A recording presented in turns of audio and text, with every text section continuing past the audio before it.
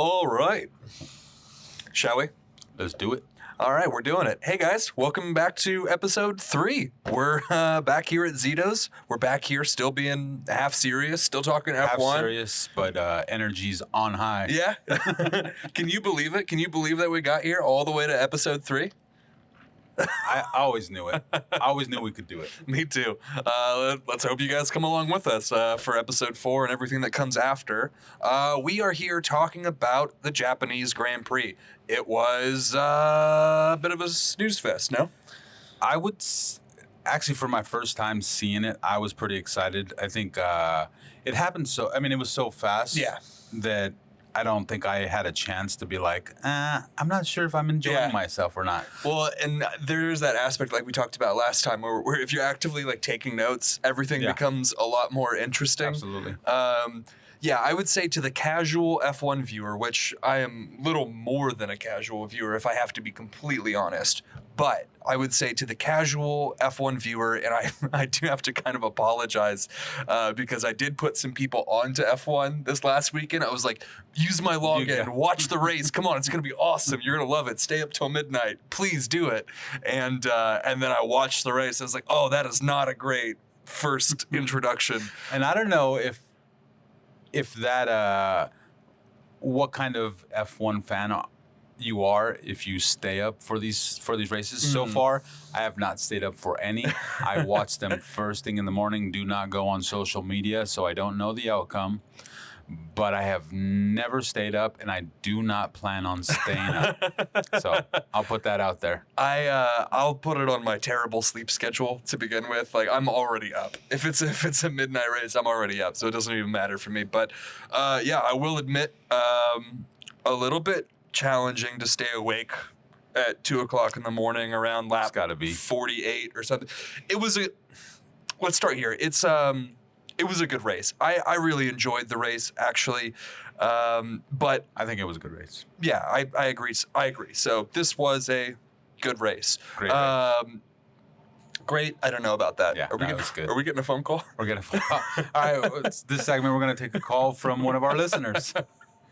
Hello? We might have to wait for... Someone really wants Zito's. So if you're in the neighborhood, know that it's closed. It's closed. We've got it now. We own it. And you got to have your sandwich orders in by probably 3:45. Yeah. Yeah, at least.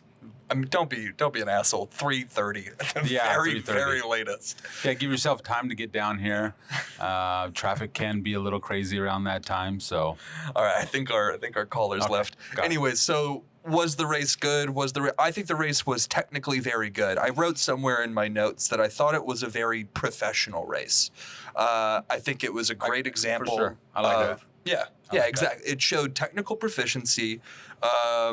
I like Brad mentioned to us, you have to drive to the edge of the line every single time on Suzuka. I remember even just trying to prepare to get my hot lap done for that, which we don't have up yet, and maybe we still might post. Just preparing to get my hot lap up. Like, I would go around and around and around and around the track, and it would always be on the last turn, the third turn, the fifth turn that I went a little too far, took too much curb, and I was completely out. Usually in the S's. S-curves. Yeah, those S's are a monster to deal with, and if you take just a little bit of curb at too much speed, you are off that track, and it is very, very punishing. There's no recovery whatsoever. So I can only imagine what it's like in a spaceship. Super tight. I wonder if they're going to add the fires in next year. Yeah, so that's what we were missing. And if you want to talk about qualifying a little bit, I think that might be a good place to start. So speaking of grass fires, how many red flags did we get during qualifying? 5 red flags? I believe it was 5. I'll double check that. But anything over 1 is crazy for qualifying. For sure 4. I think there might have been 5. And the fact that any of them came from grass fires on the track is kind of astonishing. That's not your usual red flag. I'm glad they shut down the track for it. I will say the fires didn't seem so devastating. I think I've seen F1 drivers handle more serious concern. So I would, does it warrant a complete red flag? I'm sure the FIA regulations say so, but I mean, if you look at rally drivers, they're usually driving through crowds of people like who are starting bonfires actively. Obstacles, yeah. So I mean, whatever. We got red flags for the grass fires. That's fine. So I thought it was a little bit silly during the qualifying, but yeah, I was begging for a grass fire come lap 42. I think we all were. I mean, I wouldn't say a grass fire, but obviously something. I was looking for some type of fight up front. Yeah, something to just shake it up. But Yeah. qualifying itself was interesting despite all the grass fires. I think that was probably the most interesting aspect of the weekend. Some of the more competitive racing that you actually saw, and that is one of the things I like about the F1 qualifying format. Is because you're really just seeing guys push it to the absolute limit, trying to get thousandths of a second's difference from lap to lap, and it obviously makes all the difference when you look at Max Verstappen. Yeah, and you're trying to get into the next qualification, so I don't know how up to date they stay while they're on the track of where they stand. Obviously, they have to, right? While they're on the track, I'm not sure. I think a lot of it's by feel. Now, granted, they have communication with the radio engineers, but I know it wasn't until, I think it was Behrman when he got into the garage in Q3, and his engineers, basically told him over the radio, is like, Ollie, you made it into Q3, and he goes like, "Oh my God, nice!" Oh, really? Yeah. He was just obviously very excited and kind of surprised. So that was a cool moment from him, and it also explains the fact that I don't think he knew that he had made it into Q3, which is kind of so cool. You're just pushing it all out, and Yeah. I have said that kind of weird, but you're just I do it every morning, but yeah. So you just pushing as hard as you can to make the best time, and then just hopefully you get in there. I mean, ideally, I'm sure it's a little bit more technical than that, but when you got to go down to bare bones, push as hard as you can. So interesting things from the qualifying was, Verstappen's Q3 lap was mind-blowing. If you got to see onboard cameras from that, if you haven't, please do. It's one of the best ways to see Suzuka, I think, is from Max Verstappen's cockpit. It's just sped up, legendary. Yeah, you might have to slow it down a little bit just to watch it. We got a solid start from Tsunoda. A little bit of controversy there, though. Yeah, I mean, I don't understand where the not mix up, but maybe the different strategies between the two cars. If they're saying the cars are very similar, then why the two different strategies? I honestly couldn't tell you. That's up to the race engineers. I think we can have some conversation some point down the line. I don't want to go super into detail right now about tire allocation, but basically at the beginning of every weekend, each team is granted a certain number of tires between soft, medium, and hard, selected by Pirelli from their C1 through C5 tires. So and I know that changes slightly. The actual tire allocation changes slightly for sprint weekend, so that is a bit of a caveat. Doesn't really apply this weekend. So throughout free practice, you've got 3 practice runs, and you've got qualifying, and then you've got the race. So you're trying your best to make sure you're getting accurate data from tires that you're probably going to be using during a race. They even change fuel weight for different scenarios. So sometimes in free practice 3, often you'll see them running qualifying practice laps where they're going to run very, very low fuel weight, and they're going to run it on soft tires. Yeah. I mean, I guess it is a team strategy, so maybe they wanted to see what that tire would do to then give Max the data. Yeah, that could be the case, honestly. I'm gathering data on a used tire makes sense. Because they didn't have very many practices or qualifying because of the fires. Because I think fires happen in the practice as well. Oh, really? I honestly didn't pay a whole lot of attention to FP1 or 2 this time around. It was really qualifying and the race that I was paying the most attention to. So they didn't get too much. They did have some fires because they said they damped it. They damped the track during qualifying, which I guess they super damped the track on Well, there race was day. rain that Yeah, came there in. was. Yeah, because I remember Alonso had that like tiny little slip right after the formation lap when he was going into his driver box in the grid. He just a little bit, and I thought that was kind of funny. Yeah, there was tiny little puddles. Yeah. So we had a little bit of rain, but nothing race changing really. Nope. And honestly, I think we would have all prayed for it just to see a little bit difference. This race really was like the perfect simulation of quality weather. Nothing changes throughout the race. It was pretty consistent all the way through. Yeah, it was really a qualifying race. Yeah, the race was. That's really the great way to put it. Yeah, because it was the top 6 that qualified. We have Max Verstappen, Lando Norris, and Oscar Piastri in 1, 2, 3. Charles Leclerc, George Russell, and Kimi Antonelli. And if you recognize that, that's because that's the way the race ended. Yeah. So it's never that exciting when you get the exact results that you got from qualifying. But still a fun race, no doubt. And shout outs to Max for holding that pole position all the way through. Yeah, I mean, that was probably the most triumphant aspect of the race. I know in qualifying we had a few funny moments. My favorite was Isaac Hadjar maybe not shitting himself. I think they did a close cut to him, and his engineer was like messing with his like waist belt, and he like looked like he was in pain. It's not a good moment. The seat was loose, man. Yeah, or too tight, whatever. Hey, Hadjar, whatever it was, man, you still did a great job during the race. You still qualified well.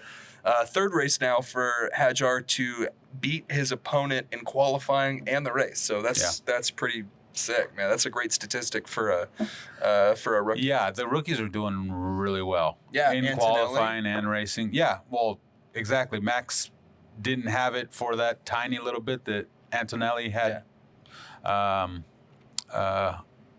Was running in first. Sorry, I had to do a product sponsor. We don't get paid for that. Well, that's how much we get paid for. It's put it right back. 1 second. So what I really liked about actually, fun fact, I will say, Antonelli, now the youngest driver to hold a race lead. Race lead. For as short as it was he pitted like that same lap, but still he got it. And he's also now, I think, the youngest driver to score, or the first rookie since Lewis Hamilton to score points as a rookie in 3 races in a row. So that's, again, another huge stat for him. He's been on fire. That's my boy. You called it. I mean, Ollie's not far behind though. He's making them points. Well, Ollie's in a Haas. That's the thing. I will say that Ollie's in a Haas, which I like. They're doing surprisingly well. Yeah. Ferrari engines holding up nicely. Is it enough? Not yet. But no, Behrman's doing great. He is. As a matter of fact, he got into the points. But yeah, I would say highlights from qualifying are going to be.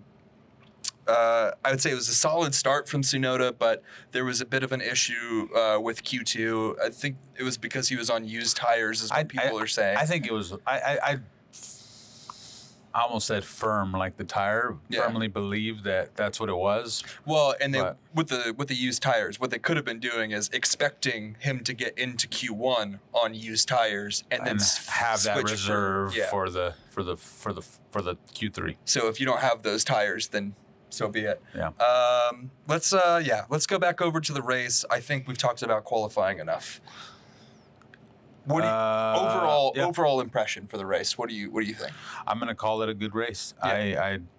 It was fast, and also I didn't stay up, so I watched it first thing in the morning. That helps. I was ready for it, and I mean, I think it went by so fast. It was almost like, it's over. But I mean, there was no point during the race that I was like, oh, this is badass. Yeah, nothing that makes you run to the TV. No. Yeah. I mean, I didn't move from from watching it, but I mean, Norris and Max coming out of the pit lane. I think everybody was excited about that. Yeah. Did you watch the FIA post-race press conference? I did not watch that. Somebody asked Max Verstappen about that little moment. He goes, this is my bad. Max Verstappen. He goes, yeah, Lando, I guess, saw that there was some grass that was uncut to the right. So yeah, if you didn't catch that part, Lando Norris and Max Verstappen racing in the pit lane because Norris didn't get out in time. Max didn't give up his spot because he's a 4-time world champion and he's just not going to do that. And so I think Norris tried to take it on his own, do a little bit of off-roading. Yeah. And I don't even know if he had made that pass, which was impossible to begin with. If he had even made that pass, would they have given it to him, or would they have made him take it back? I mean, I don't know. I mean, for him even to call a foul on that Yeah. was kind of crazy, which again, expected. You're trying to win races, so any chance you get, I don't know if they would have given it to him. Yeah, I don't know. I think that's my least favorite thing about modern F1 drivers, and maybe it's the same truth about classic F1. They're all competitive, but the way they are so quick to be like tattle on each other. Like, Max pushed me off. He did. He pushed me off. They're as bad as soccer players. Yeah. No, dude, if they could, if they could flop, they absolutely Actually, would. there's those funny memes on Russell that he's like the biggest tattletale. Oh yeah. Yeah, Poor Russell. Yeah. Poor Russell. I don't know. I think I even wrote something in my notes about wanting to feel bad about Russell, but he's still getting P4. But that's P4 though. Yeah. Yeah, I mean, but it'd be different if you're like he's still getting P10. I don't feel bad for Pierre Gasly, like he's doing his best too, but you've got 4 premium constructors right now. You've got Red Bull, Ferrari, Mercedes, and McLaren. McLaren's at the top. I mean, between those 8 drivers, the fact that they're not stacked 1, 2, 3, 4 through 8 every single race is amazing to me. So, no, I mean, he needs to fight harder if he wants a P3 or a P2 or 1. He'll get his race win this year, I think. I think as long as he stays above Antonelli, even though I would like Antonelli to... Between the two of them, who do you think gets the first Mercedes win this year? Antonelli. You think Antonelli's got it? Yeah. I think it's going to be Russell at a 1-stop. I think Russell's going to find a way to make a 2-stop race a 1-stop and then maybe not get disqualified. But even then, how does he get past Norris, Piastri, and Max? They crash. So you're talking about a wet race. Yeah, they all crash and he drives through. It'd be like one of those...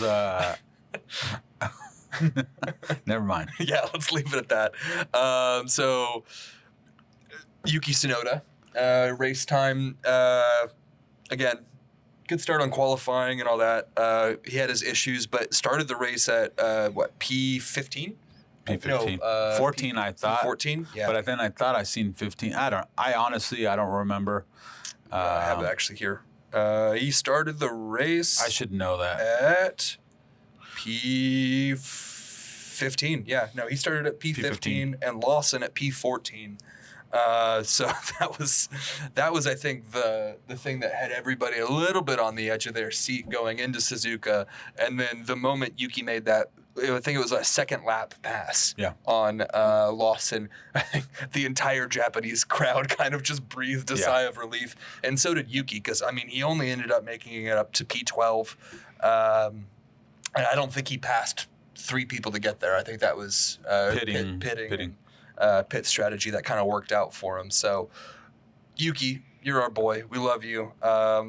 Keep working hard, man. Keep working hard. Keep trying to get that car under you, because it's a beast. But I think he can do it. Well, if you put them side by side already, his first race is better than Lawson's first race. Yeah, but it should be, and it should be by miles. Yeah. That's the issue. It shouldn't be a small margin of error between the two of them. All right. So, yeah, we talked about pit stop strategies. I remember even Lando Norris was asked, hey, should McLaren have pitted with Max? With Verstappen. Yeah. And, was that a solid race strategy? Now, what he had to say, I think... He was covering... I don't know. I think it made sense. He was covering whether or not Leclerc... or Piastri, I mean, it doesn't have to worry about Piastri in terms of team strategy. Shouldn't, anyways. He was covering off Leclerc a little bit, making sure that nobody undercut him, but definitely wasn't the aggressive take that you would think a driver's championship leader, only by 1 point now, though, and hopeful contender is going to make. You'd think it'd be a little bit more aggressive, a little bit more pressing. Was that team strategy there? Yeah. Because it almost seemed like it was like a last minute thing, because it was Max pulled in and then he pulled in right after him. Yeah, well, I think Max had done the fake box.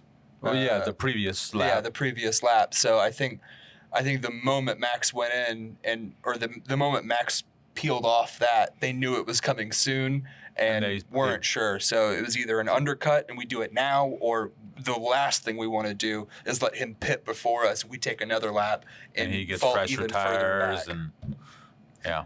So, I mean, I think what their strategy gave them was the ability to fight later in the race. And so overall, I don't think it was a bad strategy. And the other thing that I remember Norris talking about was, had a red flag come up. I mean, we're talking about every session beforehand had red flags because of these grass fires. I know there was rain, but they damped the grass the day before. The day before on qualifying, and there were still fires. So anything could have happened. If any red flag had come up, they basically would have ended up with a free pit stop anyways, and it could have screwed them completely over taking that early pit stop. It could have put them in the middle of the pack for the rest of the race, and they would have looked like idiots. So doing what they did was probably the least risky option I didn't even available think about to that, them. actually. Yeah. That would have been huge. That would have been a huge mistake. Yeah. And because it would have been hard to overtake and Yeah. play Suzuka. Well, unfortunately, that's the thing that we found about Suzuka, is that it is not necessarily a place designed for overtaking. Yeah. And you have one DRS. DRS? yeah, one DRS zone. Yeah, it's right on the main straight. That would have been not a good thing. Yeah, the other thing I really liked about this last race, especially the competition between Max and Lando, is because they're all listening to each other's radio calls. At least the engineers are. Yeah, because they're watching the broadcast and all that. And so the amount of times Max was like, "Hey, should we start pushing yet?" Or or like. I think his engineer even called one too. He was like, "Oh, go ahead and push now, Max." Like he wasn't just driving his ass off the entire race. Like, I at no point did I not see Max pushing. That's got to be all part of the strategy. Absolutely. Yeah. It's just a little bit of feint here, sleight of hand. Yeah. Just anything to make your competitor a little bit of nervous. bullying. Yeah. Hey, well, when you're number one, you get to bully, right? Yeah. We talked about Antonelli and Behrman. My favorite moment, probably from the entire race, was Antonelli's. I think it was his first or second fastest lap. When his radio call. Yeah, that radio call. I can't remember what his engineer said. He's like, keep pushing. That was the fastest lap. And Antonelli goes like, I've given it everything I have, mate. I'm giving it everything, mate. He's a good lad. Keep going. Lad. And I just thought, that good communication between driver and an engineer. Very supportive relationship so far, and it's definitely paying off for Mercedes. When I was calling him an Italian Kiwi the other day, I was thinking of Piastri. Oh.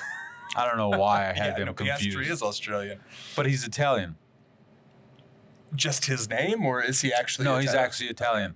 Like they put a couple different really good drivers, and something about Italians from Australia are like super good drivers. I forget who else is in the. What a niche. Yeah. So if you're Italian and you're from Australia, you should be karting at an early age. Yeah. And give us a call. We'd love to have you on. Yeah. Honestly, just for the accent alone. Yeah, it is kind of weird, huh? So. No, come on, that's not what I meant. Let's see here. I've got. We're gonna have to try some of these accents. Actually, Oh, that's God. gonna be something we do. That's the first time we get canceled. Certainly not the last, but the first time. I think you have to be actually doing something to get canceled, though. Yeah. Help us out. Yeah, please like and subscribe so we can eventually get canceled. That's what we're going for. So based off of this race, it changes up the championship standings only slightly.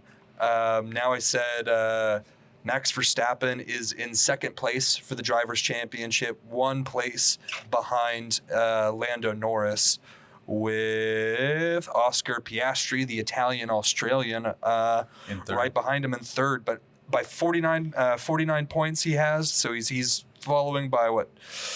Oh, we're doing math again. 12 points. Yeah. And then everybody's packed up a little close. I mean, Leclerc in 6th, Russell and Antonelli in 4th and 5th. It's looking kind of the way we expected it. I wish we had a little bit more Leclerc Hamilton action going on there. The double disqualification from them in China is still, it's going to haunt our days for a little while. But we've just had the 3rd Grand Prix, and while 2 Grand Prix is way too early to make predictions, I think 3 is the magic number. So where do you think we're at? Where do you think we're going to end up this year, Rick? What are your driver predictions, do you think? It's so hard to go against Max Verstappen. I see him winning another one. You think he's got his 5th World Drivers' Championship now? Yeah. I mean, you got McLaren. You got imagine Max in a McLaren. Yeah. I think Zach Brown imagines that every night. That would, I just got chills. I think he'd look shit in Papaya, to be honest with you. Yeah, he would. Yeah, he would. Better, but I don't see, and I don't know. Maybe I'm going off of this last race and how he dominated. I wouldn't say completely dominated, but he definitely won. That was pretty awesome to see him. Yeah, I mean, it was a solid race for him. I mean, he had clean air the entire time. Lando Norris was not far behind him. Oscar Piastri was not far behind him. Any one of them, really, if the time was right, if Max had made even the slightest mistake, could have made this a race win. But, the cards that were dealt, and Max Verstappen's a pro. I guess what I would have to do is really look at the tracks ahead. Mm-hmm. And figure that out, because there's obviously some advantages when it comes to certain tracks for McLaren, because they got the faster car. Mm-hmm. But I see Red Bull, Max, and McLaren after, and 3rd is where I'm struggling completely. Do you think like Lando, Piastri in 2nd and 3rd for Drivers' Champion? Yeah. Okay. Yeah, I can see that. I think you're not far off. I think I mean, if it's so hard to bet against Max Verstappen. Like you wanna swing for it. You wanna take some risks and say, oh, maybe it's gonna be Lando's year. And if ever there was an opportunity for it to be his year, it's this one, because Red Bull is finally not at peak performance. Yeah. Which I think what everybody's been waiting for, but you've still got Max Verstappen driving it. Yeah, I can't tell you how many memes I've seen of Max Verstappen driving a tractor being chased by 2 McLarens, and it's just, you could put the guy in anything, and he'd do all right. But as we saw from Australia and as we saw from China, I mean, this is Max Verstappen's first race win of the season, which is not something that anybody, I think, would have expected going into it. I think not with all the talk and how bad the car is and how slow it is and how fast they are. Yeah. If Max is not in the story, then I would say Norris. Yeah. I mean, but it's basically the same outcome. I'm going to have to parrot you a little bit for the Drivers' Championship. I think it is going to be Max Verstappen again. I think he's going to pull down his 5th. I want to say it's going to be Oscar Piastri who takes 2nd and Lando Norris who takes 3rd. Partly because I want to be different. partly because I really like Oscar Piastri. I think he's just a phenomenal driver. I think he's going to be great. I think, yeah. I mean, I gotta still read into even both of them. I don't know them too well, but I feel the calm. I like the calmness that Piastri brings. Mm-hmm. Like a seasoned driver, and Norris is kind of feels like he's, I wouldn't say a hothead, but a little full of himself. Yeah, a little bit. Yeah, I mean, I have plenty of reasons I don't personally. Yeah, I guess it's more of a personal Lando thing, Norris, but he's still putting up numbers every single time. I mean, he didn't get his first race win until Miami last year, and Piastri, I think maybe 2 races after that, 3 if I'm not mistaken. So I mean, these guys are recent race winners compared to Max Verstappen, who's now got 4 championships. So. With the right car under them, they seem to be doing well, but who knows? Again, it's only been 3 races. But yeah, right now, because of the way things ended up with the Constructors' Championship last year, McLaren taking it, I don't see a whole lot of slowdown from them coming. I'm going to say Max Verstappen, Oscar Piastri, just to be different, and Lando Norris, 1, 2, 3, 1, 2, 3. in that way. The real question I have is about the Constructors' Championship. What do you think, Rick? I mean, I guess it's McLaren. You think McLaren's got their second year? Yeah. I agree with that. What about 2? Mercedes. Mercedes is your number 2? Damn, I thought I was going to be kind of controversial by saying Mercedes. And number 3, are you going to put it at Red Bull or are you going to put it at Ferrari? Because that's the real question, I think. How do you say? Yeah, I guess because the Constructors' Championship, you need both drivers operating. Last year, come out with 3rd. Red Bull. I believe so. Yeah. Yeah. Yeah, they were actually surprisingly high up there. I had that note. I'm not totally sure off the top of my head, but I believe they were 3rd, right behind Ferrari. Yeah, I think they're probably going to land 3rd again. Do you think Red Bull? McLaren, Mercedes, Red Bull. Oh, so Ferrari's just getting bumped down to P4. I don't know. I'm going to put Ferrari ahead of Red Bull. I still like Yuki Tsunoda. I still think he's a great driver. I don't know if they're going to keep Yuki. I don't know if they're going to keep Yuki around. That's a good question. And they have not yet. Or I don't know if that was a question. That was more of a statement. Yeah. And even if they bring Hadjar in, is he going to be, even in a Red Bull, is he going to score enough points to keep them on a podium for a Constructors' Championship? Not that people care a whole ton of a lot about the 3rd place Constructors' Champion, but it's not nothing, and it means a lot to the guys on the teams. But does that qualification hurt them? In what disqualification? Way? Which disqualification? Of Ferrari. Oh yeah, I mean this most recent one at China. Yeah.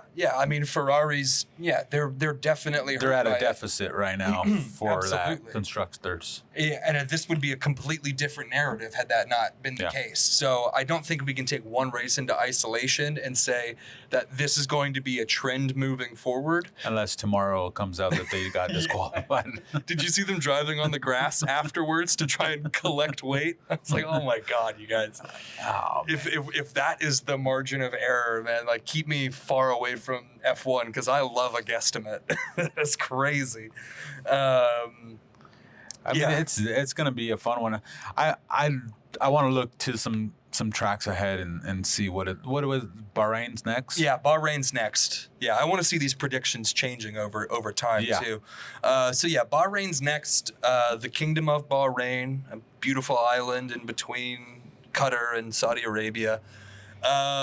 So interesting thing about Bahrain, I think it almost directly contradicts what Suzuka is as a racetrack. So I said this to you earlier, and maybe I'm just getting a little bit lofty, but I think that Suzuka is the perfect track to test a race driver, a race car driver. Yeah. I think between the S's, the hairpin, Degner, 180 or 130R, going all out for the spoon 53. curve, that double apex. I mean, those are pretty technically difficult corners, very challenging, and like we said, punishing if you get something wrong.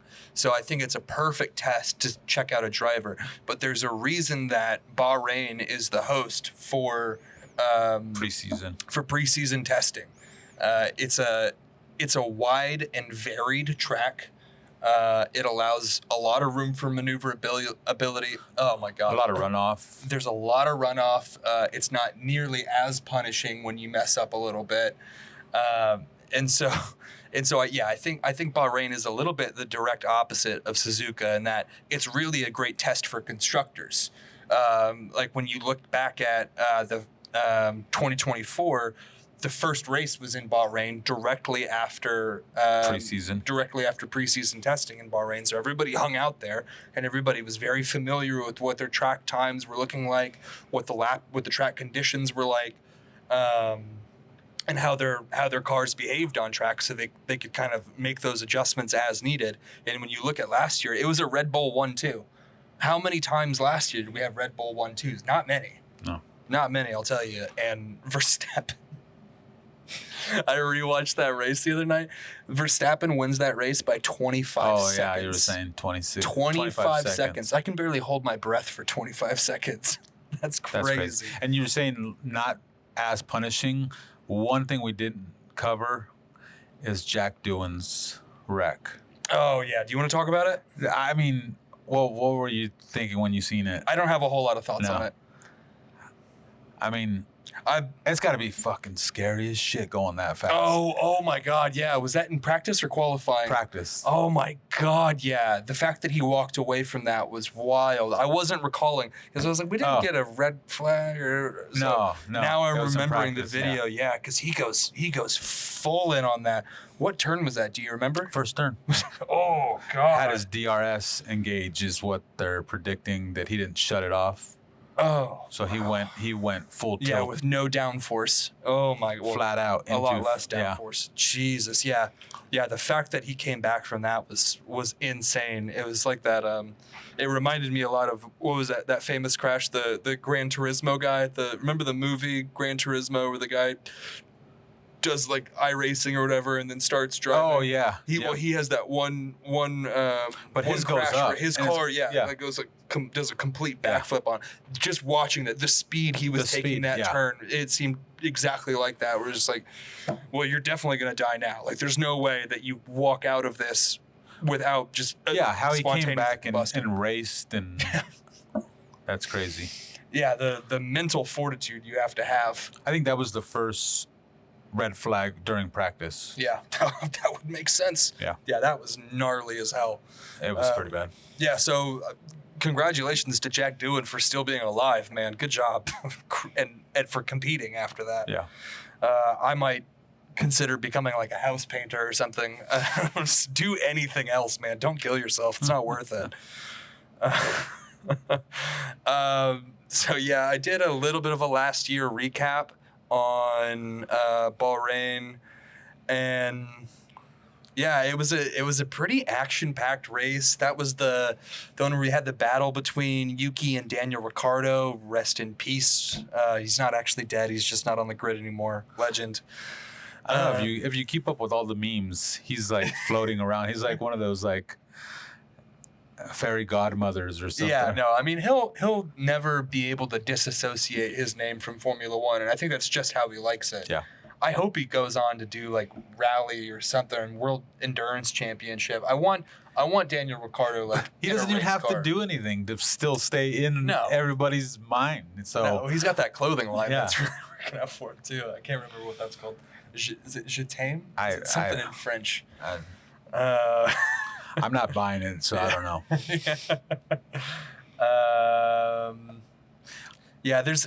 There's not a whole lot to report outside of the Ferrari 1-2, or not Ferrari, Red Bull 1-2. Leclerc made it into third, which is always a good day. I did not watch that race. I guess I should have. Well, we got the next one coming up. Yeah. We'll watch that one. So the next two races, Bahrain and then it'll be Saudi Arabia after that. Jeddah, which is one of my favorites. That's definitely a punishing track. You got those high walls all the way through it. Feels a little bit like it's like a rainbow road kind of thing where you're just if you hit the wall, you're not falling off the track, but you're definitely ruining the rest of your race if you hit one of those walls. Is lots of weird Suzuka the only turns.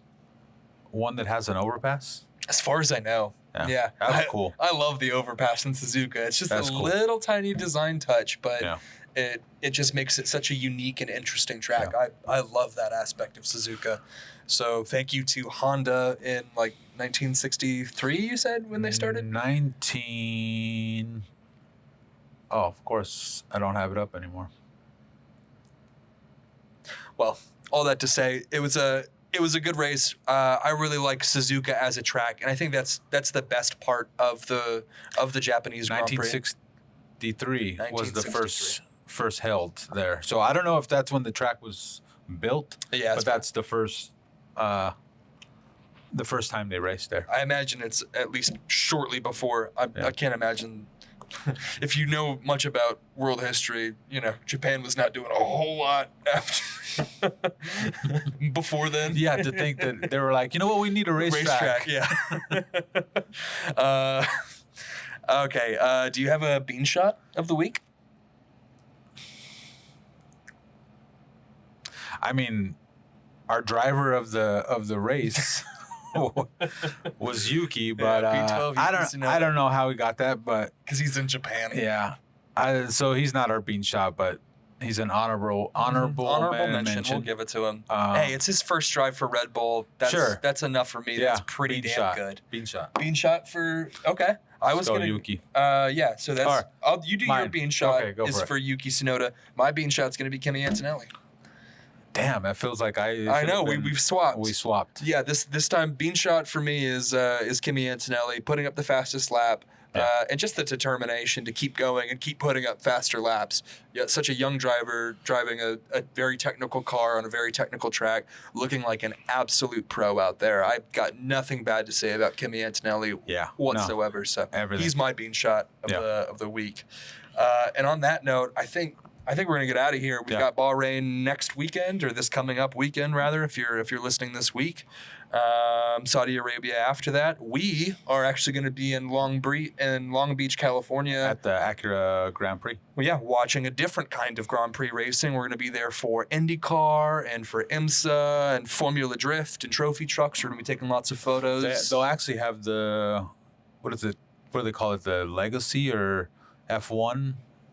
The old cars. Yeah, we'll have to go check that out and take some cool photos. Yeah. So check in to the Instagram about that. You'll see some of that stuff. Half Serious F1 at Half Serious F1 is our Instagram handle. We are going to desperately try to get up a hot lap of at least Suzuka and maybe Bahrain, so you guys can compete back and forth. I'll tell you my time at Suzuka. I think my best time after probably driving around that track virtually for 4 hours was like 1:32 or something like that, which that's not bad. It's not great. If it was like accounted for race pace and all that stuff, I mean, we're talking about qualifying laps that were 129, 120. Yeah. What was Max's 126? 126. Yeah, 126. So 126.93. So just about 5.5 seconds off of Max Verstappen's qualifying time. You know what? I'll give it to myself. I'm a champion. And so we may have an actual professional race car driver at some point doing some hot laps for us. So if you see a drastic improvement in my times, it's because it's not me. But yeah, as always, thanks for joining us.